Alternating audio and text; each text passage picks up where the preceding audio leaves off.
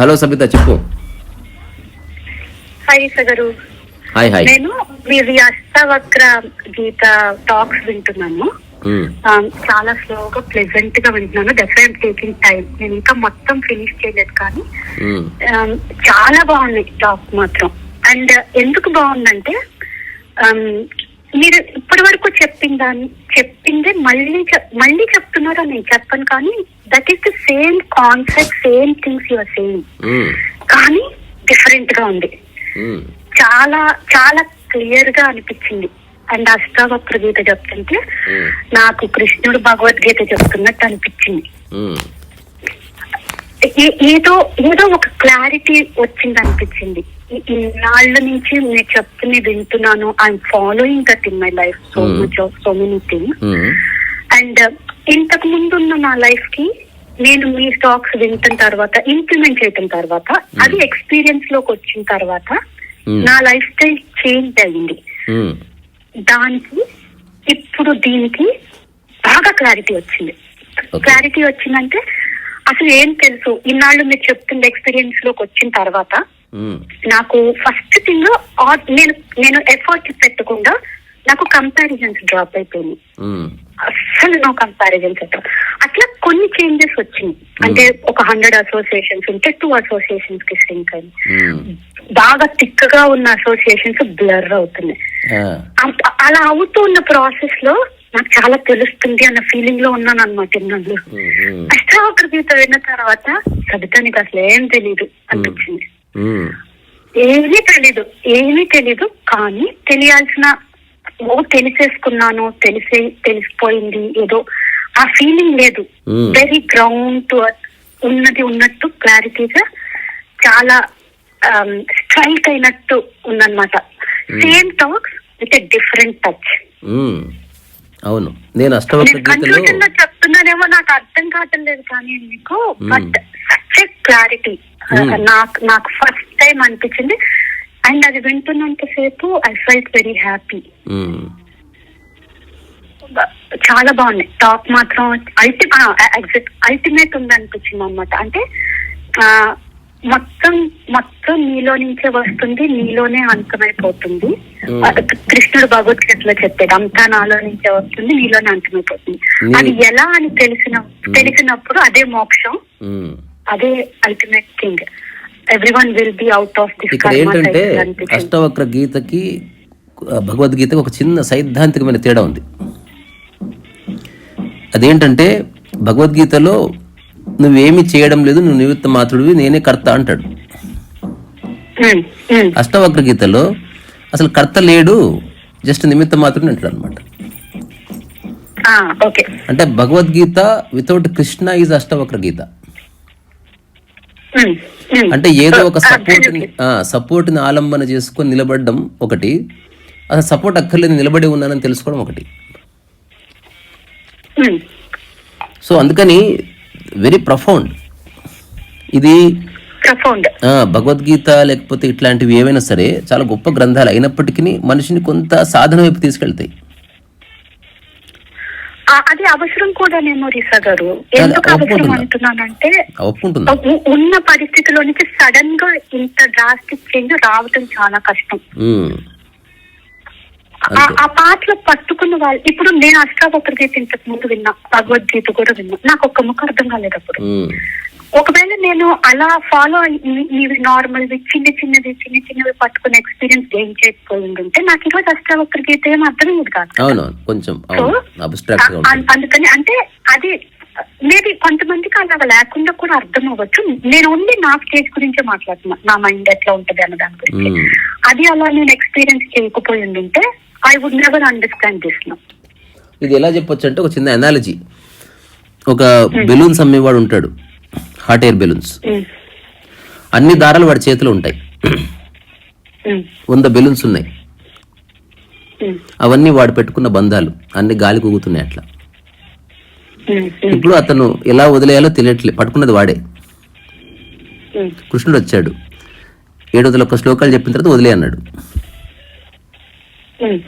అష్టావక్రుడు ఏం చెప్పాడు, కృష్ణుడు చెప్పక్కర్లే, నువ్వే వదిలే అన్నాడు అంతే. అంటే ఎవరో చెప్పే వరకు వెయిట్ చేయాల్సిన అవసరం లేదు.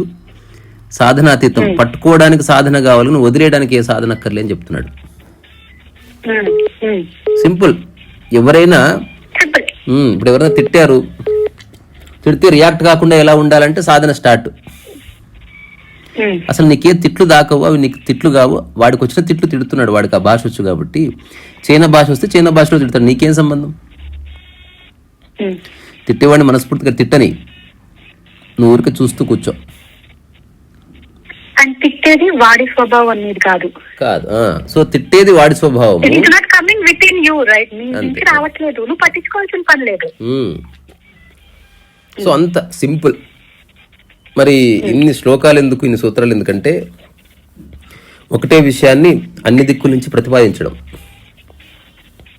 అంటే సమాధిని మీమాంస చేసిన మొదటి పుస్తకం అది.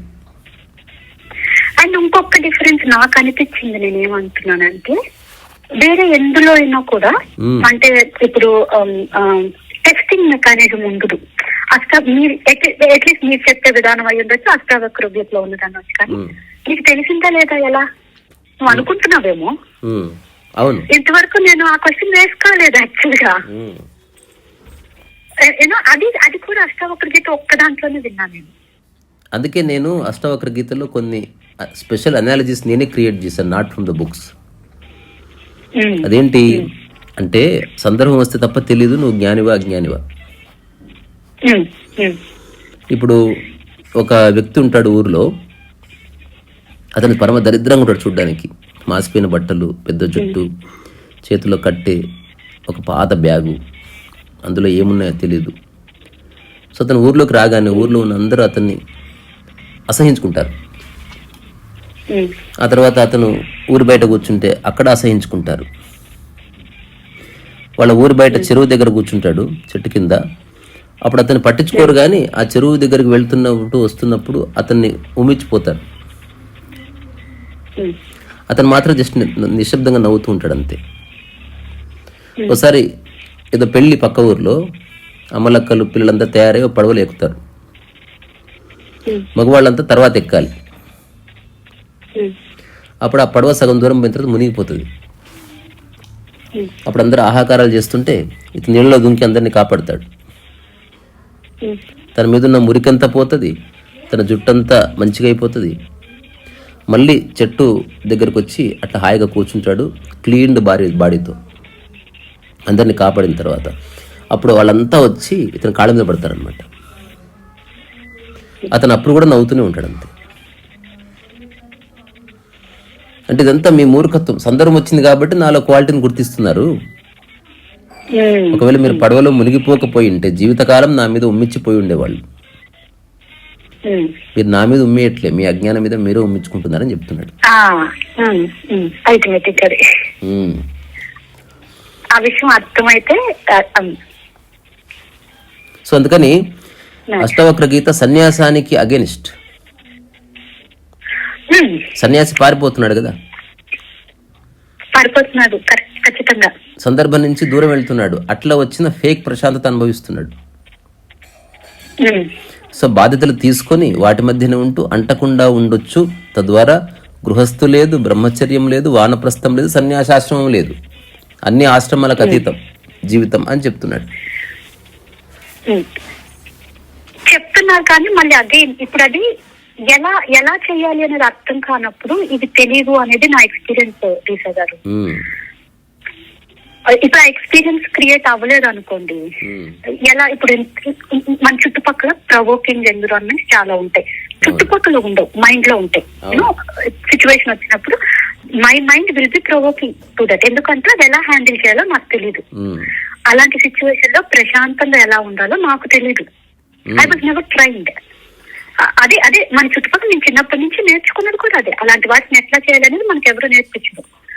అది ఎలా చేయాలి అనేది నేర్చుకున్న తర్వాత అది ఈజీ అవుతుంది. ఎలా నేర్చుకున్నావు అని అడిగితే అగైన్ నేను since I got associated with that is the experience I'm doing. You know మీరు ఒక విషయం చెప్పారు, నాకు అది అర్థం కావటానికి అట్లీస్ట్ ఒక 6 నెలలు పట్టింది. ఎందుకు? When I started doing it initial లో కొత్తగా ఉంది, ఇదే కదా నేను చేయాలనుకుంటుంది. అలా నాకు చేస్తూ చేస్తూ కారణాలు పట్టింది అండూ చేయటానికి. అవును అవును, ఒక విషయం అండూ చేయటానికి. ఇప్పుడు మొన్న మధ్య మీరు రీసెంట్ గా ఎప్పుడో ఒక మధ్య టాప్ పెట్టారు, మౌనంగా ఉండటం. ఇట్లా నాకు తెలియలేదు, నేను ఎంత అనవసరంగా మాట్లాడతాను అని నాకు అప్పటిదాకా తెలియలేదు. అవును, తెలిసిన తర్వాత నేను మీకు మెసేజ్ కూడా చేశాను. నేను అసలు నాకు మాటలు అవసరం లేదండి, 90% నాకు మాట్లాడాల్సిన పనే లేదు అబ్జర్వ్ చేస్తే. కానీ నేను చేస్తున్నాను అంటే వెంటనే నా వల్ల అవ్వలా. ఇప్పుడు అండూ చేయటం అనేది కానీ mind thought came, mind keep saying everything ఇది నీకు అనవసరమైన టాక్ సొబితా, ఇప్పుడు నువ్వు అనవసరంగా మాట్లాడుతున్నావు ఈ టైంలో. అది టైం పడుతుంది కదా. అది చేయకుండా ఇప్పుడు అష్టావక్రకి చెప్పిన ఇట్లా నువ్వు వదిలేయచ్చు అనేది తెలీదు, అర్థం కాదు. ఇప్పుడు దండియార్ ఇన్ ఫ్యామిలీ లైఫ్, చుట్టుపక్కల సన్యాసం ఉంటే ఇవన్నిటికీ దూరంగా ఉంటామని అనుకుంటాం, ఇక్కడ ఉండి కూడా చేయొచ్చు అనేది తెలియదు. అవును, అంతే, తెలుస్తుంది. అవును, పెద్ద విషయం ఏం కాదు. ఇప్పుడు దీంట్లో ఒక చిన్న విషయం ఉంది, అంటే ఎవరైనా అర్థం చేసుకోవచ్చు, వినేవాళ్ళైనా కూడా. ఇప్పుడు ఎవరైనా ఒక డాక్టర్ దగ్గరికి వెళ్తాం సర్జరీకి, లేదా మెకానిక్ దగ్గరికి వెళ్తాం, మంచి మెకానిక్. ఎందుకు మంచి మెకానిక్ అంటే సింపుల్గా చేస్తాడు కాబట్టి.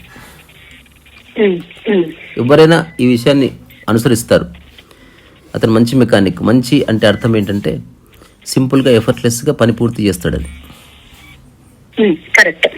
సో ఎక్స్పర్టైజ్ అనేది కర్మపరంగా అత్యంత క్లుప్తంగా చేయగలిగారు. మాట్లాడినప్పుడు చెప్పే విషయాన్ని క్లుప్తంగా చెప్పడం సాధన చేయాలి. అలాగే జీవితాన్ని క్లుప్తతలోకి తీసుకురావాలి. దాన్ని ఒక సహజ కర్మ అన్నారంతే. అంటే you are not living any unnecessary loose ends. ఎక్కడ వదిలేయట్లేదు లూజ్ ఎండ్స్ని. సంక్షిప్తంగా చెప్తున్నావు, సంపూర్ణంగా చెప్తున్నావు. ఎందుకంటే లేదా అనుకుంటున్నాను, ఒకవేళ ఇట్లాంటివి ఏమీ లేవు నీ భాషలో.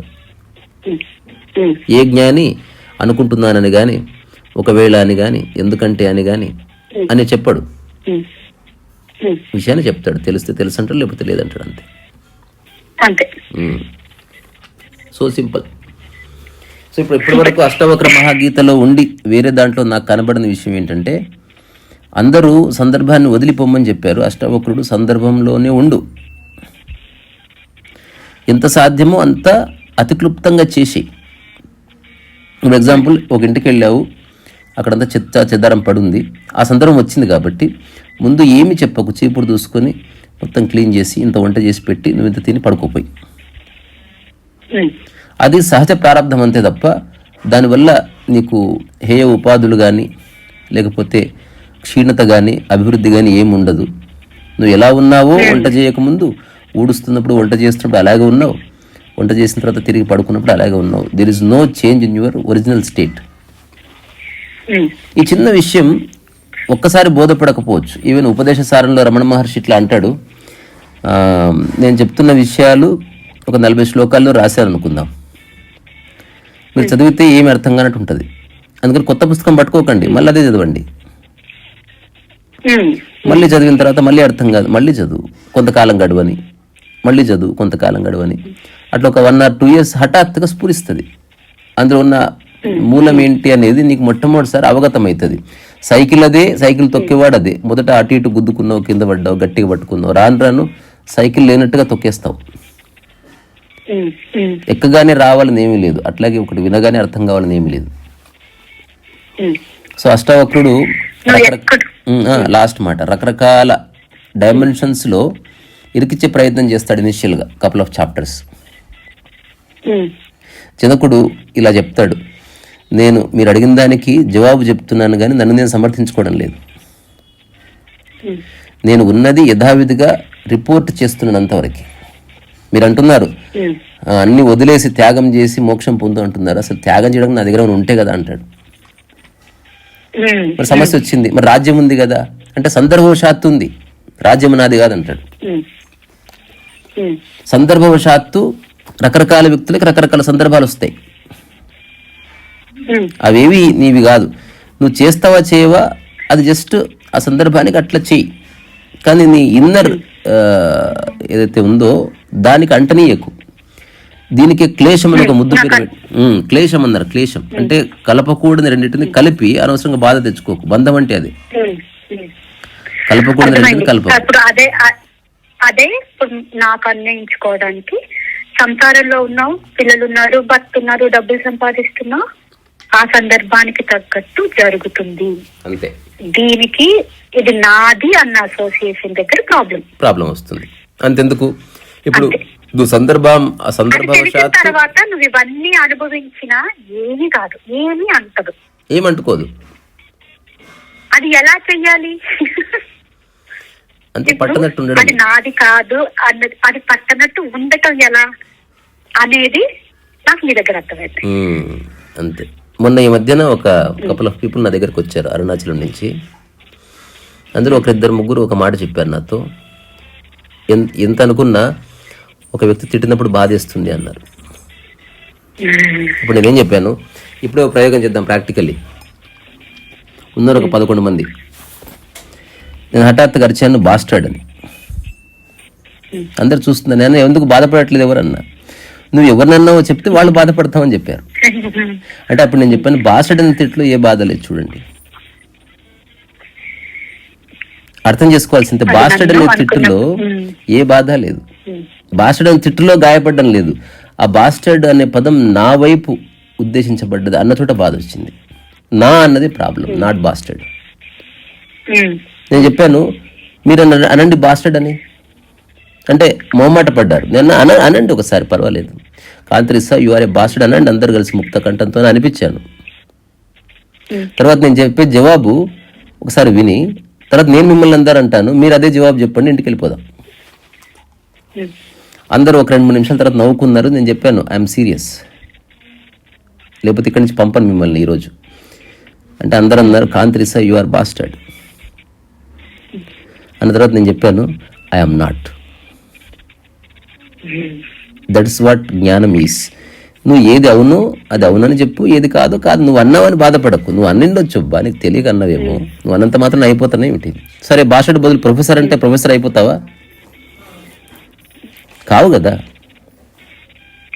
నేను తర్వాత అందరిని అన్నాను, యు ఆర్ బాస్టర్డ్ అంటే నవ్వుతున్నారు అందరు. నేను చెప్పాను, నవ్వకండి, ఐఆమ్ నాట్ బాస్టర్డ్ అని చెప్పండి. I am not. అట్లా నెక్స్ట్ ఎవరన్నా మిమ్మల్ని అంటే సింపుల్గా ప్రశాంతంగా ఉండి కాదని చెప్పండి అంతే. ఒకవేళ మీరు బాస్టర్డ్ అవుననుకో, ఇంకా బాధ ఏమిటి, ఉన్నదే అన్నాడు కదా. ఇంత చిన్నదానికి ఎన్ని గొడవలు, ఎన్ని పోలీస్ కేసులు, ఎన్ని యుద్ధాలు, ఎన్ని మనస్పర్ధలు, అందరి ముందు అట్లా అన్నాడు. ఎంత ముందమ్మన్నా నువ్వు కానప్పుడు బాధ కథం హోగా. ఒకవేళ మనం తప్పు నిజంగానే చేసి, అంటే తప్పు ఒప్పులు అనేది కాన్సెప్ట్ కాదు, కానీ ఒకవేళ తప్పు సమాజం దృష్టిలో తప్పు అంటే చేశాం కదా, అయిపోయింది. వాళ్ళు అన్నా అనకపోయినా యు ఆర్ బాస్టర్డ్. ఇప్పుడు వాళ్ళ అమ్మ అనకపోయినా జరిగింది కదా. అప్పుడు ఎవరన్నా అంటే అవునండి నాకు తెలుసు అని చెప్పు, ఇంతే. దానికి ఎమోషన్ అటాచ్ అవ్వాల్సిన అవసరం లేదు, అంతే. సో క్లేశం అంటే అంతే, ఒక పనికిరాని దాన్ని నాది అనుకుంటున్నావు, నన్ను అనుకుంటున్నావు. అండ్ నా ఎక్స్పీరియన్స్ లో ఉన్నది ఇంకొకటి యాడ్ చేయనా దీనికి. ఇప్పుడు ఇలాగా మనం అలవాటు చేసుకుంటే one thing which will drop is guilty feeling. తప్పు రైట్ ఉండదు. ఒకవేళ నిజంగానే తప్పు చేసాం అనిపించినా గిల్ట్ ఉండదు. అవునా, జరిగిపోయింది అంతే. అందుకే ఇంగ్లీష్ లో మనం ఒక పదం వాడతాం, సచ్నెస్. మనం అంటాం such a beautiful painting. Many people have no clue what exactly that word means. Very profound meaning ఉన్న పదం. సందర్భం అంటే సచ్ అంటే అది ఎలా ఉండాలో అలా ఉంది అని. సచ్ ఏ బ్యూటిఫుల్ పర్సన్ అంటే ఎలా ఉండాలో అలా ఉన్న మనిషి అని. Neither he is right Nar wrong, he is such a being. అట్లా. సో అష్టావక్ర మహాగీత సచ్నెస్ గురించి మాట్లాడు. సందర్భంలో నీకు ఏదన్నా వస్తే ఆ సందర్భానికి ప్రతిస్పందించు, లేదా ఊరికే ఉండు, అంతే. ఈ రెండిట్లోనూ నీకు అంటుకోదు అని తెలుసుకో. నువ్వు చేసినా చేయనట్టే, చేయకపోయినా చేయనట్టే. దీనివల్ల మంచి కర్మ చెడు కర్మ ఈ రెండు లేవు, పని మాత్రమే ఉంది. పని ఉంది, నువ్వు చేయగలిగితే చెయ్యి, లేదంటే ఆ పని కూడా సందర్భవశాత్తే ఉంది. ఉంది కాబట్టి సర్దుకోవడం ఉంది, ముఖం ఉంది కాబట్టి బొట్టు పెట్టుకోవడం ఉంది, ఫంక్షన్ ఉంది కాబట్టి చీర కట్టుకోవడం ఉంది. అసలు అడవిలో ఉంటే ఎవ్వరు లేరు అనుకో, బొట్టు పెట్టుకోవడం లేదు, నగలు పెట్టుకోవడం లేదు, ఇల్లే లేనప్పుడు సర్దుకోవడం లేదు, సర్దుకోవడమే లేనప్పుడు మంచి సర్దుకోవడం, మంచి సర్దుకుపోవడం లేదు కదా. అందుకే ఎంతమంది పని అది సందర్భం పట్టి చేస్తున్నావు అని తెలిసినప్పుడు పని జరుగుతుంది. కాబట్టి నువ్వు ఇప్పుడు బాగా బంగారం ఒకవేళ ఉండి వేసుకోకపోయినా నీకు ఏ ఎమోషన్ నా అని అంటదు, ఎందుకు జరుగుతుందో తెలిసినప్పుడు. ఇప్పుడు అష్టావక్ర గీత అంతా చెప్పేది అదే కదా, ఇప్పుడు దాకా అట్లీస్ట్ సందర్భాన్ని ప్రకారం నువ్వు అవన్నీ తెలుసుకున్న తర్వాత రాజ్యం వెళ్ళినా ఆ రాజ్యానికి రాజావుల. ఇప్పటి వరకు 127 శ్లోకాలే అయ్యాయి, ఇంకా 173 ఉన్నాయి. ఇంకా ఏం చెప్తారు అసలు, ఆలోచించు. అసలు ఇప్పటికే అంతా అయిపోయినట్టు కనిపిస్తున్నది. నేను ఇంకా అక్కడ దాకా కూడా నువ్వు వెళ్ళలేదు, నువ్వు చెప్పావు. నేను అప్పటికే మొత్తం అంతా ఇప్పుడు మిగంతా ఏం చెప్తారు అన్నట్టే ఉంది నాకు కూడా. అంటే సూక్ష్మతలోకి వెళ్ళడం, ఇంకా ఎంక్వైరీ చేయడం, అంటే అసలు మనిషిని ఏ విధమైన బాధలు లేని స్థితిలోకి నిలబెట్టడం అన్నమాట. అదే అష్టావక్ర గీత అంటే. ఇక ఏది లేదు. ఒక్క నిమిషం సవిత, బండిలోనే ఉంది, బండిలో. సో అట్లా ఏది లేదు ఇంకా నిన్ను బాధ పెట్టేది. సో మనిషిని బాధ పెట్టేవి మూడు తర్వాత ఒకటి ఉంది. అదేందో తెలుసా? ఒకటి వస్తువు, ఒకటి మనిషి, మూడోది సిద్ధాంతం, నాలుగోది స్వయం. అంటే వీటిని ఏముందంటే స్వకీయ అండ్ పరకీయ అని పిలిచారు బ్రహ్మసూత్రాల్లో.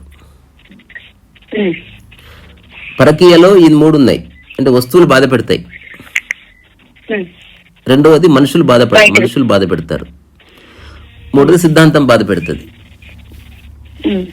ఈ మనుషుల్లో ఆడమోగా ఉన్నారు, వస్తువుల్లో అన్ని రకాల వస్తువులు ఉన్నాయి, సిద్ధాంతాల్లో సాంప్రదాయం సంస్కృతి కూడా ఉంది. పెళ్లిలో గొడవ అయితే కారణం డబ్బు కాకపోవచ్చు, సిద్ధాంతం కావచ్చు, సాంప్రదాయం కావచ్చు. అంతెందుకు కుడికాలు బదులు ఎడమకాలు ఇంట్లో పెడితే గొడవ కావచ్చు ఆ టైంలో. సో ఆ సందర్భంలో నువ్వు ఆ సందర్భానుసారం తెలుసుకుని చెయ్యి తప్ప కుడికాలు పెట్టిందా ఎడమకాలు పెట్టిందా ఏమీ కాదని తెలుసుకో. నువ్వు భూమి నడుస్తున్నావు, మధ్యన ఇవన్నీ సూక్ష్మంగా అంటే ఇన్ డీటెయిల్ ఎందుకు అట్లాగా జరుగుతుందని ఎక్స్ప్లెయిన్ చేయడానికి. కానీ మీరు అంటే ఫస్ట్ నుంచి చెప్తున్నట్టు everything is happening from with in you. ఎందుకు జరుగుతుంది అన్న ఆలోచన వచ్చినప్పుడు క్లారిటీ వస్తుంది. అంతే అంతే. ఏదైనా ఇప్పుడు ఇవన్నీ డిఫరెంట్ మైండ్ సెట్స్ కి అర్థం అవటానికి చెప్తుంది కదా, ఎలాబరేట్ చేసి చెప్తుంది. ఇంకొక విషయం తెలుసా, అష్టావక్ర గీతలో ఏం చేస్తున్నామో సైన్స్ లో అదే చేస్తున్నారు. ఇప్పుడు ఏదైనా ఒక మొబైల్ కనుక్కున్నారనుకో, మొబైల్ మార్కెట్ లో రిలీజ్ చేసే కంటే ముందే వాళ్ళే దాన్ని 100 దిక్కుల నుంచి టెస్ట్ చేస్తారు. అదే అష్టావక్ర గీత కూడా. అంటే మొబైల్ ని అన్ని దిక్కులు టెస్ట్ చేసి ఇక ఏ సమస్య రాదు దీనికి అంటే అన్ని బగ్స్ క్లియర్ చేస్తారు. ఎత్తేసి చూస్తారు, హ్యాక్ అవుతుందేమో చూస్తారు, వైరస్ అటాక్ అవుతుందేమో చూస్తారు, హ్యాంగ్ అవుతుందేమో చూస్తారు, వేడవుతుందేమో చూస్తారు, మెల్లగా పర్ఫార్మెన్స్ లో వీక్నెస్ వస్తేమో చూస్తారు, లాగింగ్ ఉందేమో చూస్తారు. ఇవన్నీ ఎవరు చేస్తారు? ల్యాబ్ లోనే చేస్తారు. సమాజంలో అమ్మిన తర్వాత చేయరు కదా. ఒక్కసారి వాళ్ళకి 100% క్లారిటీ వచ్చింది, అందరు చేతులు ఎత్తేసారు, ఇక దీన్ని మనం క్రాక్ చేయలేము, ఇది బాగుంది ప్రొడక్ట్. అందుకే మన చేతిలో ఉన్న మొబైల్ ఎంత దరిద్రంగా వాడినా పనిచేస్తూనే ఉంటుంది, బికాజ్ అంత టెస్ట్ చేయబడ్డది. అట్లా అన్ని దిక్కులా టెస్ట్ చేసుకోవడానికే జీవితం ఉంది. అట్లా ఒకసారి టెస్ట్ చేసుకుని నువ్వు బయటకు వచ్చావు అనుకో, దేర్ ఇస్ నో ప్రాబ్లం. అప్పుడు నువ్వు కండిషనాలిటీస్ లేవు. నేను ఎట్లా ఉంటే ప్రాబ్లము, అట్లా ఉంటే బాధపడతా, ఇట్లా ఉంటే నాకు ఇష్టం, అట్లేం ఎలా ఉన్నా నేను బాగుంటానయ్యా.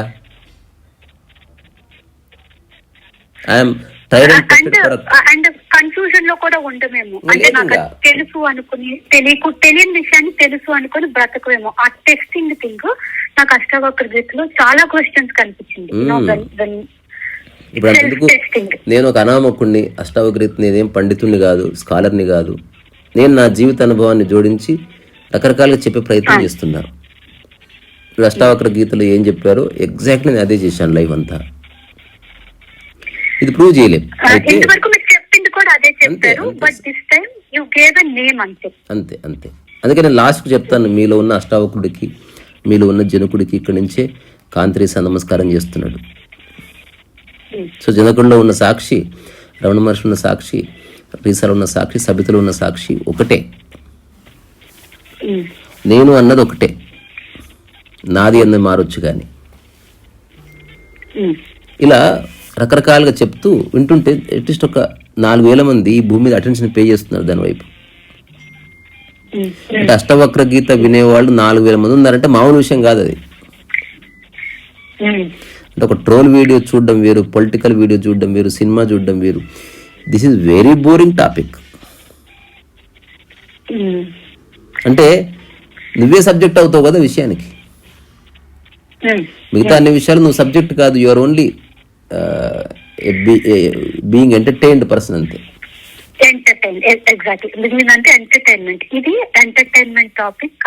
అస్సలు కాదు, నిజానికి పిచ్చెక్కుతుంది నీకు. నీ జీవితం నీకే ఎక్స్పోజ్ అవుతుంది ఘోరంగా. నువ్వెంత స్టూపిడో తెలుస్తుంది. నాకు ఎవరో మెసేజ్ లాంగ్ మెయిల్ రాశారు, first time I came to know how stupid అయ్యామని. నేను అదే అంటే ఎంత కన్ఫ్యూజన్ లో ఎంత భ్రమలో బ్రతుకుతున్నానో నాకు చాలా క్లియర్ గా కనిపించింది. అవును, ఏదో అన్ని తెలిసేసు అన్న ఫీలింగ్ లో బతికేస్తున్నాను. అందరంతే, చిన్న చిన్న వాటికే పరిచయం అయిపోతారు. అసలు ఎవడో రా అనేసరికి రోజంతా బాధపడ్డ వాళ్ళని నేను చూశాను. ఒక చిన్న పక్కింటోడు చెంబు తీసుకుపోయి సొట్ట పెట్టిస్తే బాధపడ్డ వాళ్ళని చూశాను. వీళ్ళకి ఏమర్థమైతే జీవితం, ఇంకా చెంబు సొట్టల దగ్గర అయిపోయారు కదా. ఇప్పుడు నేనున్న కండిషన్ చెప్తాను, మీరు చెప్పిన దానికి ఎక్స్టెన్షన్. అలా ఉన్న వాళ్ళని చూస్తూ అబ్బా వీళ్ళేంటి ఇలా అని బాధపడుతూ చూడటం, నేను అది కూడా అనవసరం. Not my thing. అదెందుకు వస్తుంది, నాకేదో తెలుసు వాళ్ళకి తెలియదు అన్న ఫీలింగ్ లో నుంచి వస్తుంది. ఇప్పుడు నాకే తెలీదు అన్న దగ్గర ఇంకేంటి ఎవరి గురించి తెలుసు అన్నది ఇప్పుడే లైఫ్ లో ఫస్ట్ టైం వచ్చిన. బ్రహ్మసూత్రాల్లో ఐఎమ్ రీడింగ్ బ్రహ్మసూత్రాస్. ఒక చిన్న విషయం చెప్తా, ఆ తర్వాత బాగా చెప్పుకుందాం. అందులో ఏముంటదంటే స్వ అండ్ పర, అంటే నేను, నాది, నీది, ఇంతే మొత్తం ఆత్మజ్ఞానానికి పునాది. సో ఇప్పుడు నువ్వు ఎంత చదివినా నీది నాది ఉందనుకో నీకేం అర్థం కాదు. ఏమి చదవలేదు, ఉన్నదంతా నాదే అని అనుకో, లేదా ఏది నాది గారు అనుకో, నీకు అర్థమవుతుంది మెల్లగా. అద్వైతం. సో రెండింటికి డిఫరెన్స్ కూడా అష్టావక్ర గీత ఇప్పుడు నేను ఈ టాక్స్ వింటున్నప్పుడు అర్థమైంది. ద్వైతం, అద్వైతం, ఆ రెండింటి అంటే అన్ని కాన్సెప్ట్స్, కోర్ కాన్సెప్ట్స్ అన్ని ఉన్నాయన్నమాట చెప్పే వాటి అన్నిట్లోనూ. Everything is being clarity was everything about everything. There is a clarity that is being given. ఆ డీటెయిల్ గా చెప్తున్నారు కాబట్టి. లాస్ట్ మాట ఏమిటంటే, ఏదన్నా తెలుసుకోవాలంటే వయసు అవసరం, కానీ ఆత్మజ్ఞానానికి వయసుతో పని లేదు. ఈ నేను అన్న ఒక భావన, మూల భావన ఏదైతుందో అది వయసుకు అతీతము, ప్రాంతానికి అతీతం అని స్పష్టంగా తెలిసినప్పుడు you are out of duality అంతే. సో సందర్భానుసారం నీ జీవితంలోకి ఏదైనా వస్తే దాన్ని చెయ్యి, అంతేగాని దాన్ని ఫలితాన్ని నీ మీద రాసుకోకు అని చెప్తాడు అంతే. ఇది చాలా సింపుల్. బట్ అంతే అంతే. ఎవరికైనా ఏదైనా ఇచ్చావు, నేను ఇచ్చాను అనుకోకు. ఇచ్చే సందర్భంలో నువ్వు ఉన్నావు, ఇస్తున్నావు అంతే. అతను తీసుకునే సందర్భంలో తీసుకుంటున్నాడు అంతే. లేదా నీ దగ్గర లేదు, ఇవ్వనని చెప్పు. ఇవ్వను కూడా చెప్పకుండా ఊరికే అట్లా ఉండు. అనుకునేవాడు ఏమైనా అనుకోని, నీకు సంబంధం లేదు. కానీ మనం అంతా ఏంది, ఏమైనా అనుకుంటారేమో అని ఏమో చేస్తాం. అది అట్లా రకరకాల సమస్యలకు ఎంటర్ అవుతాం. సో ఏదేమైనా చాలా బాగుంది సబితా నీ యొక్క రెవల్యూషన్. Very nice. తర్వాత నోట్స్ ఆఫ్ మిషన్ వచ్చింది పుస్తకం. నేను ఆర్డర్ పెడతాను. నిన్ననే దాని ఇనాగ్రేషన్ ఉండే, అంతలో ఎవరో మరణించారని తెలిసింది అక్కడ పక్కనే, అందుకని పోస్ట్ పోన్ చేశాం. సో నెక్స్ట్ సండే అట్లా పెట్టుకుంటాము. అదొకటి. రెండవది అష్టవక్ర మహాగీత కూడా టైప్ చేయబడుతుంది. ఈసారి ఈ పుస్తకం ప్రింటింగ్ లో నువ్వు భాగస్వామిగా. తప్పకుండా ఆ సమయం వచ్చినట్టు చెప్తాను. సరే. అవును. అంటే టాక్స్ అయిపోగానే ఒక 1 month గ్యాప్ తీసుకొని దాన్ని కొంచెం మళ్ళీ ప్రూఫ్ రీడింగ్ చేసి, అనవసరమైన ఇప్పుడు నేను మాట్లాడుతున్నప్పుడు ఒక లాగా ఉండొచ్చు, చదువుతున్నప్పుడు అంత అక్కర్లేదు అనిపిస్తే తీసేసి దాన్ని విల్ గో ఫర్ ప్రింటింగ్.